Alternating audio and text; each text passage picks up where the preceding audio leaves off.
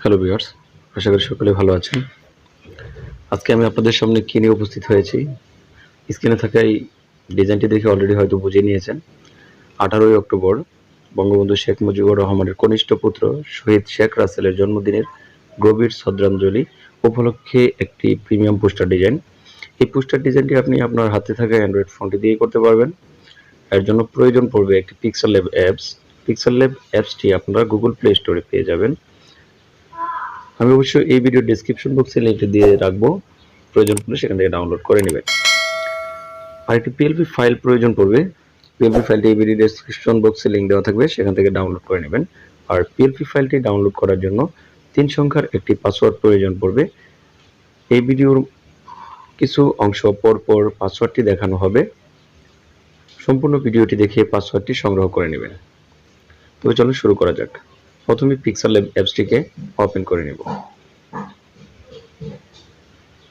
তারপর উপরে 3 লাইন বা 3 ডট একটি অপশন রয়েছে, এই 3 ডট অপশনটিতে একটি ক্লিক করে দিব। তারপর ওপেন ডট পিএলপি ফাইল নামে একটি অপশন রয়েছে, এই অপশনটিতে একটি ক্লিক করে দিব। তারপর ডট পিএলপি নামে একটি অপশন রয়েছে, এই অপশনটিতে ক্লিক করে দিব। চলে যাব স্টোরেজে। স্টোরেজ থেকে আমি যে ফোল্ডারটি তৈরি করে রেখেছি, পিএলপি ফাইলটি তৈরি করে রেখেছি পিক্সেল ল্যাব ফোল্ডারে, সেই পিক্সেল ল্যাব ফোল্ডারটিকে সিলেক্ট করে নিব। তারপর এখান থেকে খুঁজে বের করব আমি যে ফোল্ডারটি অলরেডি তৈরি করে রেখেছি, শেখ রাসেলের জন্মদিনের পোস্টার ডিজাইন। এই যে দেখতে পাচ্ছেন শেখ রাসেলের জন্মদিন পোস্টার ডট পিএলপি, এই ফাইলটিকে সিলেক্ট করে নেব। তারপর এখান থেকে ওপেন অ্যান্ড অ্যাড এই অপশনটিতে ক্লিক করে দিব। তারপর ব্যাক বাটনে ক্লিক করে ব্যাকে চলে আসব। ঠিক এরকম একটি ইন্টারফেস দেখাবে। এখান থেকে আপনি আপনার ছবি এবং নাম পরিবর্তন করে নিতে পারবেন, এবং নিচে দেখতে পাচ্ছেন ইউটিউব কন্টেন্ট ক্রিয়েটর লেখা রয়েছে, এটিকে পরিবর্তন করে আপনি যে স্থান থেকে দিচ্ছেন বা আপনার পদবি কি সেটা লিখে দিতে পারবেন।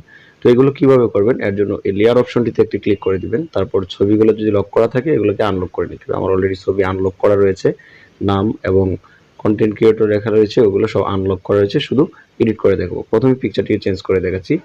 পিকচারের উপর একটি ট্যাপ করে দিবেন। তারপর এই যে অপশনটি দেখতে পাচ্ছেন এখানে একটি ক্লিক করে দিবেন।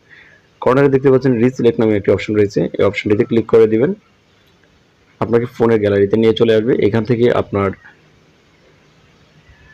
ব্যাকগ্রাউন্ড রিমুভ করা একটি পিকচার এখানে অ্যাড করে দিবেন। ব্যাকগ্রাউন্ড কিভাবে রিমুভ করতে হয় সেটি যদি আপনি না জানেন, অলরেডি আমার চ্যানেলে কিভাবে ব্যাকগ্রাউন্ড রিমুভ করতে হয় সে ব্যাপারে ভিডিও দেওয়া রয়েছে, প্রয়োজন পড়লে দেখে নেবেন। তো আমি আমার পিকচারটিকে সিলেক্ট করে নিচ্ছি। তারপর এখান থেকে টিক মার্কে ক্লিক করে দেবো। পিকচারটি একটু বড় আসবে, এখান থেকে একটু কাস্টমাইজ করে অ্যাডজাস্ট করে নিতে হবে। যতটুকু প্রয়োজন ঠিক সেই অনুযায়ী অ্যাডজাস্ট করে নিতে হবে। তো আমি আমার ছবিটাকে অ্যাডজাস্ট করে নিলাম, আপনি আপনার ছবি অ্যাডজাস্ট করে নেবেন। তারপর এখান থেকে নামের উপর ডাবল ট্যাপ করে দিবেন। তারপর এখান থেকে ডিলিট অপশনে ক্লিক করে দিয়ে আপনি আপনার নামটা লিখে দিবেন। আমি এখানে আমার নাম লিখে দিচ্ছি। তারপর ওকে বাটনে ক্লিক করে দিব। ব্যাস হয়ে গেল। তারপর ইউটিউব কন্টেন্ট ক্রিয়েটর লেখা রয়েছে, এখানে পরিবর্তন করতে চাইলে সেম প্রসেসে আপনারা পরিবর্তন করে নেবেন।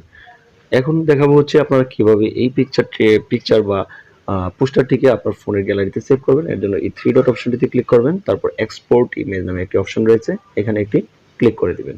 তারপর এখানে আল্ট্রাতে ক্লিক করে আল্ট্রা করে দিবেন। তারপর এখানে সেভ টু গ্যালারি এই অপশনটিতে ক্লিক করে দিবেন।